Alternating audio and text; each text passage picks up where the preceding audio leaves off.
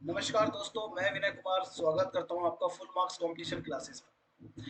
दोस्तों, आप देख सकते हैं कि कंप्यूटर अनुदेशक भर्ती 2022 पेपर दोबारा क्यों। इस समय पर कंप्यूटर अनुदेशक भर्ती की तैयारी करने वाले छात्रों के दो गुट बन चुके हैं। एक गुट ये चाहता है कि पेपर दोबारा होना चाहिए और एक गुट ये चाहता है कि पेपर दोबारा नहीं होना चाहिए। सिंपल सी बात यह है कि मैं आपको समझाना चाहूँ कि कौन सा गुट ये चाहता है पेपर दोबारा हो और कौन सा गुट ये चाहता है पेपर दोबारा ना हो। जिन छात्रों के दोनों पेपर में 40-40% मार्क्स आ रहे हैं, पेपर वन पेपर टू के अंदर 40% मार्क्स जिनके आ रहे हैं, वो छात्र सिंपली ये चाहते हैं कि पेपर दोबारा ना हो। यदि मान लीजिए उनकी एक पेपर में, पेपर वन में उनके 45 नंबर है, पेपर टू में उनके 50 नंबर हैं और वो कहीं ना कहीं 95 या 100 के अराउंड हैं, तो वो अब बच्चे अपने आप को कहीं ना कहीं सेफ समझ रहे हैं और सिक्योर समझ रहे हैं कि उनका सिलेक्शन हो जाएगा, तो पेपर दोबारा नहीं होना चाहिए। और जो बच्चे कहीं ना कहीं पीछे छूट रहे हैं, ठीक है, उनको ऐसा लग रहा है कि उनके मार्क्स थोड़े से कम रह जाएंगे, 40 में से दोनों पेपर के अंदर 40 जो क्राइटेरिया है 40 नंबर का, वो कम रह जाए। तो वो छात्र ये चाहते हैं कि पेपर दोबारा नहीं होना चाहिए, पेपर यहाँ पे दोबारा मतलब पेपर दोबारा होना चाहिए, कैंसिल हो जाना चाहिए। और जो छात्र 40 से ज्यादा नंबर ला रहे हैं वो ये नहीं चाहते कि पेपर दोबारा हो। तो कुल मिला के इस तरीके के दो गुट हमारे यहाँ पे अब बन चुके हैं। अब सबसे बड़ा चैलेंज ये है कि जो बच्चे पेपर दोबारा कराना चाहते हैं, वो उनके पास ऐसे क्या मुद्दे हैं, उन्हीं मुद्दों को मैं आपके सामने एक बार रखना चाहता हूं। तो जैसे पहला कारण सबसे बड़ा जो ये है कि परीक्षा का पैटर्न बेसिक अनुदेशक भर्ती के पाठ्यक्रम के अनुसार नहीं था। 15 से 20 question out of the syllabus थे। यानी पहला सबसे बड़ा जो कारण ये बच्चे कहते हैं कि जो पेपर दोबारा होना चाहिए, वो ये कहते हैं कि 15 से लेकर के 20 सवाल आउट ऑफ द सिलेबस थे। इसके ऊपर मैंने पहले ही वीडियो बना रखी है कि यस, ये बात बिल्कुल सही है। तकरीबन 15 से लेके 20 question out of the syllabus पूछे गए थे, जिनका सिलेबस के अंदर कुछ भी जिक्र नहीं किया गया था। जिन टॉपिक्स का जिक्र किया गया था सीनियर के पेपर में, उन टॉपिक्स में से क्वेश्चन पूछे गए थे आपके बेसिक कंप्यूटर इंस्ट्रक्टर के पेपर के अंदर।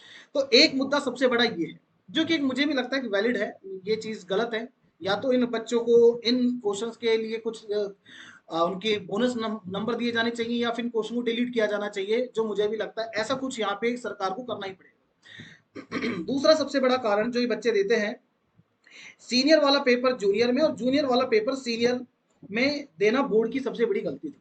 वो इनको ऐसा लगता है कि बोर्ड ने कहीं ना कहीं मिस्टेक कर दी कि सीनियर वाला जो पेपर था वो जूनियर वालों को दे दिया और जूनियर वाला पेपर कहीं ना कहीं सीनियर वालों को दे दिया। ये बात मैं भी इस बात को एक्सेप्ट करता हूँ कि ऐसा, हालांकि अब क्या है क्या नहीं ये तो बोर्ड जाने और बोर्ड का काम जाने, ये मैं तो इसके बारे में क्या बता सकता हूँ। लेकिन ऐसा महसूस होता है, ऐसा महसूस जरूर होता है कि जो सीनियर वाले क्वेश्चंस थे वो बेसिक में दिखाई दे रहे थे और बेसिक वाले जो क्वेश्चन थे वो सीनियर में नजर आ रहे थे।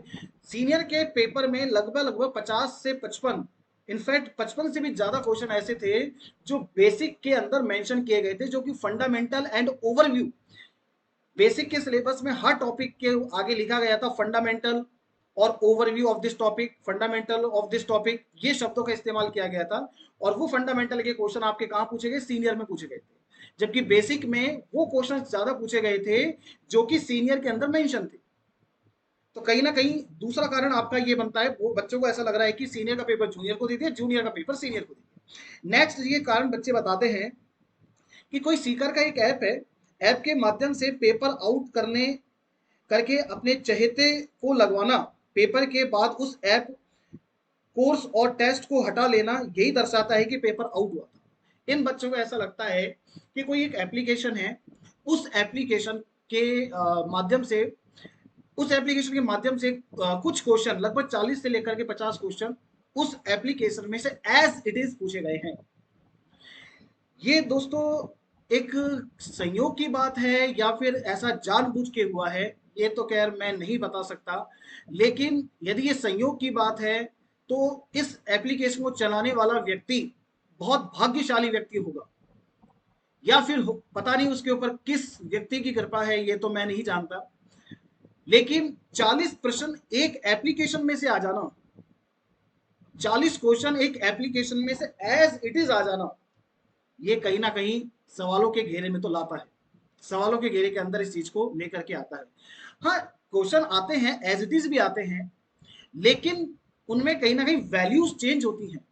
यहाँ तो प्रश्न एज इट इज था, इवन ऑप्शन भी चेंज नहीं थे, ऑप्शन भी सेम थे। तो लगता तो ऐसा ही है कि कहीं ना कहीं सवालों के घेरे में तो है ये, क्योंकि मान लीजिए देखो क्वेश्चन है तो उसकी वैल्यूज चेंज हो जाती है। अब जैसे सपोज करो कि कोई क्वेश्चन पूछ लिया कि निम्नलिखित में से कौन सी सबसे बड़ी यूनिट है, तो उसमें टेराबाइट, किलोबाइट, मेगाबाइट, गीगाबाइट दे रखा था।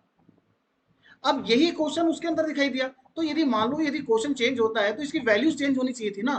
टेराबाइट की जगह पेटाबाइट करना चाहिए था, जेटाबाइट करना चाहिए था, येटाबाइट करना चाहिए था, कुछ ना कुछ तो इसको चेंज करना चाहिए था, जो कि नहीं था। मतलब कहने का सेंस मेरा बस इतना सा है कि पेपर एज इट इज था, पेपर एज इट इज था। तो ये कहीं ना कहीं सवालों के घेरे के अंदर तो लेके आता है। हालांकि बच्चों ने अभी जो मैंने देखा कि 3 कारण बता रखे, एक चौथा कारण मैं आपको बताता हूँ। बीकानेर के अंदर किसी सेंटर में बच्चों ने इस चीज का विरोध भी किया था। हुआ क्या था, मैं आपको पूरा मुद्दा समझाता हूँ कि जब पेपर एग्जामिनेशन सेंटर यानी आपके क्लासरूम के अंदर आता है, तो पेपर हॉल के अंदर जब वो पेपर आया तो उसकी सील खुली हुई थी। बच्चों ने जब इस चीज की डिमांड उठाई कि मैडम ये पेपर खुला हुआ है, तो वहां पे उनसे ये बोला गया है कि नहीं, इसमें कोई दिक्कत नहीं है, खुल गया है, अब आप अपने साइन कर दीजिए। हालांकि बच्चों ने साइन तो कर दिए, लेकिन बच्चों ने मैडम के नंबर ले लिए और मैडम से नंबर लेकर के उसमें अपने एक पेपर के ऊपर नंबर लिख लिए, और लगभग 7-8 बच्चों ने अपने साइन उस पर करके दिए हैं।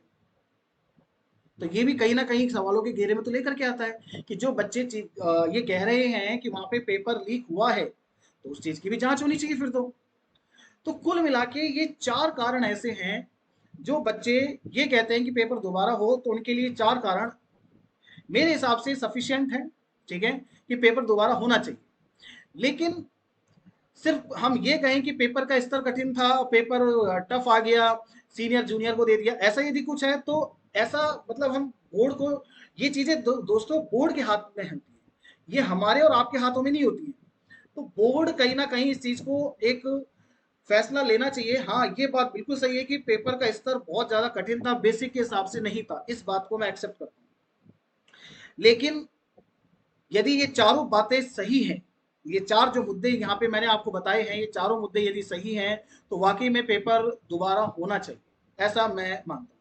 और जो बच्चे 40 प्लस नंबर लेकर के आ रहे हैं, वो बच्चे चाहते हैं कि पेपर दोबारा नहीं हो, क्योंकि कहीं ना कहीं फिर डिले हो जाता है या फिर कुछ ना कुछ प्रॉब्लम्स आ जाती हैं, तो फिर वो जो कोई भर्ती अटकती है तो फिर वो काफी लंबे समय तक अटक जाती है। तो मतलब यहाँ पे 2 तरीके के गुट बन गए हैं। अब मैं तो यही कहूंगा कि सरकार को यहाँ पे जो बच्चों के 2 गुट बन गए हैं, इनको समझाना चाहिए। बोर्ड को कुछ एक ऐसा फैसला लेना चाहिए जिससे बच्चों के अंदर जो ये असमंजस की स्थिति बनी हुई है, इसको दूर किया जा सके। बोर्ड आज की न्यूज़पेपर की हेडिंग है, ये बोर्ड खुद ही इस बात को लेकर के कंफ्यूज है कि आखिरकार 40% का क्राइटेरिया कौन सा रखना है। 2 सर्कुलर बताए जा रहे हैं बोर्ड अध्यक्ष के द्वारा, और बोर्ड अध्यक्ष से कह रहे हैं कि हमें खुद को ही नहीं पता कि कौन सा क्राइटेरिया है।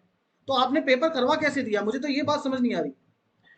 आप जब भर्ती को लेकर के कंफ्यूजन में थे, आपको खुद को नहीं पता कि ये मतलब क्राइटेरिया कौन सा रखना है, कौन सा नहीं रखना है, उसके बाद आपने पेपर करा दिया। अब इस चीज के अंदर बच्चों की क्या गलती है? हाँ, तो बोर्ड ने कहीं ना कहीं मिस्टेक करी है, बोर्ड की तरफ से कहीं ना कहीं गलती हुई है। तो बोर्ड को यहाँ पे अपनी गलती को एक्सेप्ट करके और अपनी गलती में सुधार करना चाहिए। जो गलती बोर्ड के द्वारा की गई है उसको बोर्ड को तुरंत सही करना चाहिए।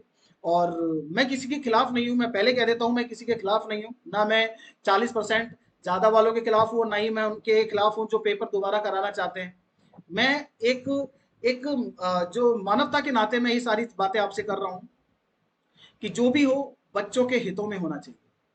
किसी किसान, जो किसान का बच्चा है जो लाखों रुपए खर्च करके जिसने तैयारी की थी, उसके हित का नुकसान नहीं होना चाहिए। मजदूर, जो मजदूर के बच्चे हैं जिन्होंने मजदूरी करके जैसे तैसे किसी ना किसी से उधार लेके अपने बच्चे को जयपुर पढ़ने के लिए भेजा, उसके हितों का नुकसान नहीं होना चाहिए। बहुत से व्यक्ति ऐसे हैं, बहुत से स्टूडेंट ऐसे हैं जिन्होंने प्राइवेट नौकरी छोड़ करके प्राइवेट जॉब करते थे, रिस्क ली, रिस्क उठाई, रिस्क उठा करके तैयारी करने आए, और अब उनके साथ यदि ऐसा होता है तो वो चीज़ नहीं होनी चाहिए। एक फेयर डिसीजन होना चाहिए, एक फेयर काम होना चाहिए। मेरा बस इतना ही कहना है आप लोगों से। नमस्कार।